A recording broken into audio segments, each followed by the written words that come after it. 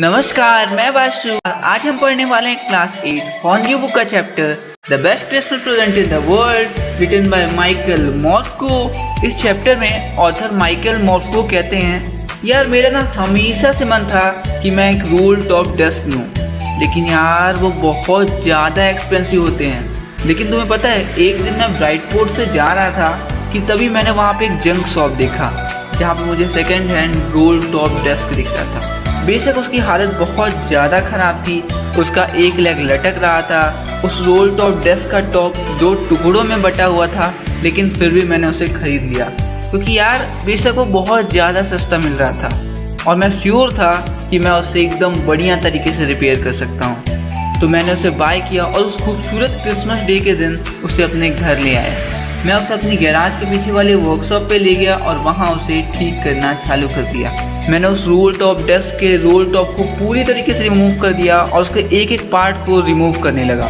मैंने उसके ऊपर के सारे ड्रॉर निकाल दिए, लेकिन जैसे ही मैं नीचे का आखिरी ड्रॉर निकाल रहा था वो निकल ही नहीं रहा था। वो बहुत बुरी तरीके से जैम हो गया था, लेकिन फिर भी मैंने बहुत ज़्यादा फोर्स लगाया और फाइनली उस टेबल का आखिरी ड्रॉर भी बाहर आ गया। जब मैंने उस ड्रॉर को टेबल से बाहर निकाला और उसे अलग कर दिया तो मैं देखता हूँ यार इस ड्रॉर के अंदर तो एक और ड्रॉर है जो एक सीक्रेट ड्रॉर है।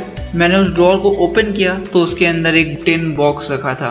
उस बॉक्स के ऊपर बहुत ही सेकी हैंडराइटिंग में लिखा था, जिम का ये आखिरी लेटर जो 25 जनवरी 1915 को रिसीव हुआ है, इसे मेरे साथ दफना देना जब मेरी मौत हो जाए। मुझे लगा यार ये इसमें क्या लिखा है। बेशक ये बहुत गलत बात होती है किसी के लेटर पढ़ना, पर मैं अपनी क्यूरोसिटी की वजह से अपने आप को रोक नहीं पाया। मैंने उस टिन बॉक्स को खोला।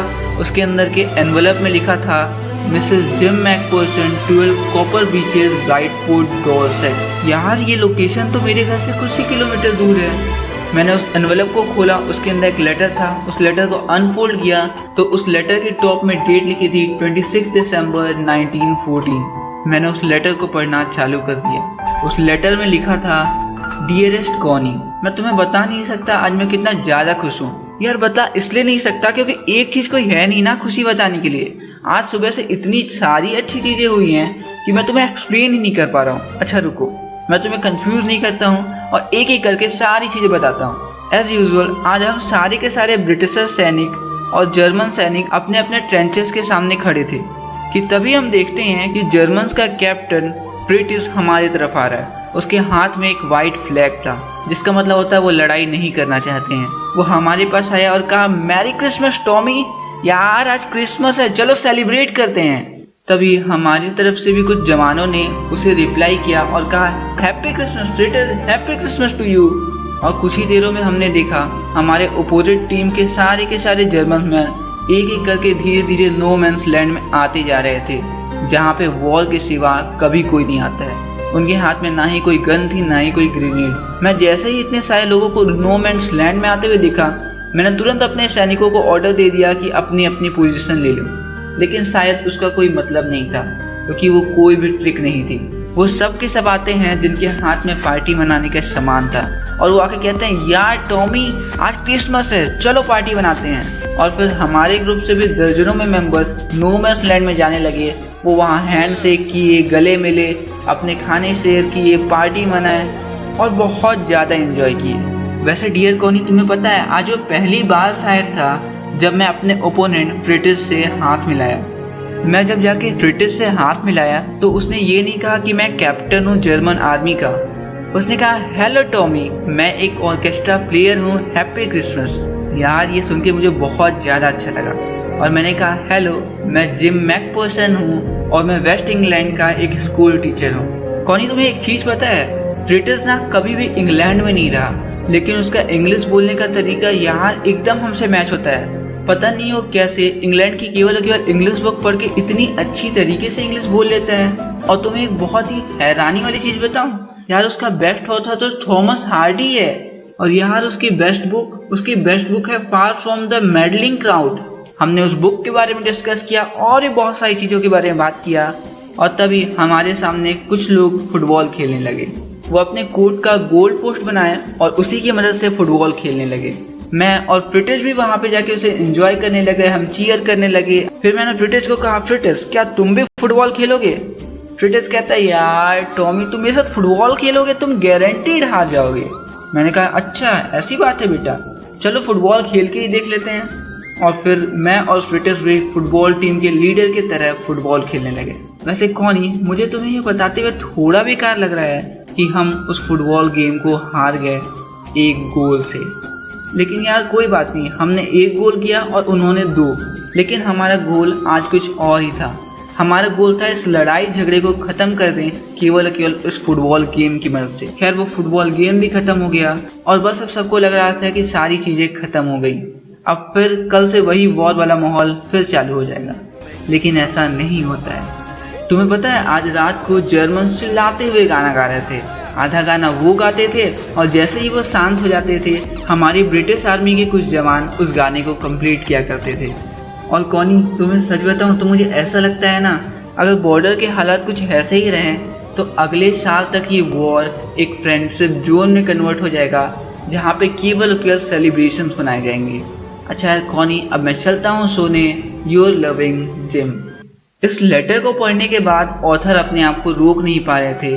उन्हें रात को नींद नहीं आ रही थी और वो यही सोच रहे थे कि उस लेटर को इसके मेन ओनर तक कैसे पहुंचाया जाए। वो सुबह जल्दी उठते हैं और उन्हें पता था कि उन्हें करना क्या है। वो ब्राइट पोर्ट की तरफ निकल पड़ते हैं। मैं वहाँ पे एक इंसान से पूछा, यार ये कॉपर बीचेस कहाँ हैं?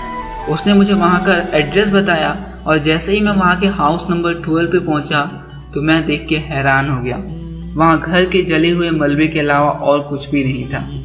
मुझे ऐसा लग रहा था कि शायद मैं थोड़ा लेट हो गया।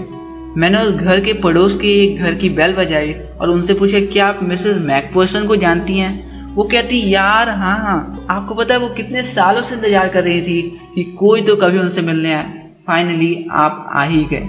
वैसे आप उन्हीं मैकपर्सन की बात कर रहे हैं ना, जो 101 साल की हो गई? वैसे उनके घर में तो शायद इलेक्ट्रिसिटी की वजह से आग लग गई, लेकिन अच्छी बात यह है कि उन्हें फायर डिपार्टमेंट के द्वारा टाइम पे बचा लिया गया और अब वो नर्सिंग होम में है। उन्होंने ऑथर को उस नर्सिंग होम का एड्रेस बताया और फिर ऑथर उस नर्सिंग होम की तरफ उस खूबसूरत क्रिसमस डे के दिन निकल गए। जैसे ही ऑथर उस नर्सिंग होम के अंदर घुसते हैं वो देखते हैं वहाँ पे क्रिसमस इवनिंग सेलिब्रेट करने के लिए तैयारियां चल रही थी। वहाँ पे क्रिसमस सेलिब्रेशन के लिए एक बहुत ही खूबसूरत सा क्रिसमस ट्री रखा हुआ था, एक बहुत बढ़िया सा केक था और भी बहुत सारी चीज़ें रखी हुई थी।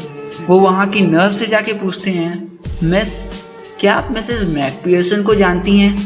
वो कहती हैं हाँ बिल्कुल, वो यहाँ हमारे साथ ही रहा करती हैं, लेकिन आज वो हम सबके साथ नहीं है। आज उन्हें देख के ऐसा लग रहा था कि शायद वो किसी का इंतजार कर रही हैं। वो वहाँ गार्डन में अपनी व्हील चेयर में बैठी हैं और आपको पता है इतने सालों में शायद आप वो पहले इंसान होगी जो उनसे मिलने आए हैं। मैं आशा करती हूँ वो बहुत ज़्यादा खुश होंगे। और फिर ऑथर निकल पड़ते हैं कॉनी मैकपियर्सन से मिलने। वो गार्डन के उन फूलों को देख रही थी और किसी बहुत गहरी सोच में डूबी हुई थी। ऑथर मिसेस मैकपियर्सन से जाके मिलते हैं और वो कहते हैं हेलो। मिसेस मैकपियर्सन को देख के ऐसा लग रहा था कि वो ये वर्ड सुन के बहुत ज़्यादा खुश थी। और फिर ऑथर धीरे से कहते हैं हैप्पी क्रिसमस कॉनी। देखो मुझे ये ब्लू टिन बॉक्स मिला, शायद ये आपकी प्रॉपर्टी है, इसलिए मैं इसे आपको देने आया था। वो उस बॉक्स को देख के बहुत ज़्यादा खुश होती हैं। एक तरफ तो वो बहुत ज़्यादा खुश थी और दूसरी तरफ उनकी आंखें नम हो गई।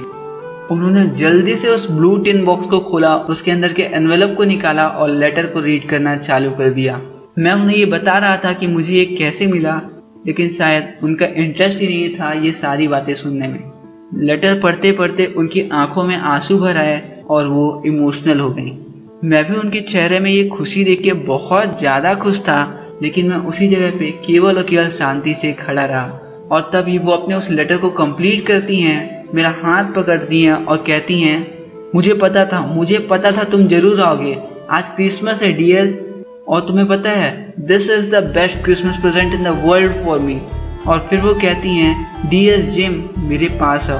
बेशक ऑथर का नाम जिम नहीं था, जिम तो उनके हस्बैंड का नाम था जो शायद वॉर में मारे जा चुके थे, लेकिन फिर भी ऑथर उनके पास आते हैं। और फिर मिसेस जिम मैकपियर्सन उन्हें एक गाल पे किस देती और वो कहती तुम्हें पता है तुमने मुझे कितना ज़्यादा इंतजार करवाया, मैं तुम्हारी आवाज़ सुनने के लिए तरस गई थी। और फिर ऑथर को ऐसा लगता है कि यार मिसेस मैकपियर्सन से उनकी एक खुशी छीननी नहीं चाहिए और वो उन्हें ये सच नहीं बताते हैं कि वो जिम नहीं बल्कि मिस्टर माइकल हैं। और फिर वो मिस्टर मैकपियर्सन के साथ केक काटते हैं, सेलिब्रेट करते हैं और भी बहुत सारी एंजॉयमेंट करते हैं। तो यार बस यहीं पे ख़त्म होता है एक खूबसूरत सा chapter, the best Christmas present in the world. आशा करता हूँ ये वीडियो आपको बहुत पसंद आई होगी। अगर हाँ तो इस वीडियो को लाइक कर देना, बेशक अपने दोस्तों के साथ शेयर भी कर देना। और हाँ, हमारे इस खूबसूरत परिवार का हिस्सा बनने के लिए नीचे एक लाल दरवाजा होगा, उसे नॉक करके बेल भी प्रेस कर देना, जिससे आपको इस खूबसूरत परिवार की सारी गतिविधियों की जानकारी मिलती रहे। तो यार इस वीडियो में इतना ही, मिलते हैं अगली वीडियो के साथ। तब तक के लिए stay healthy, stay inspired and I love you all.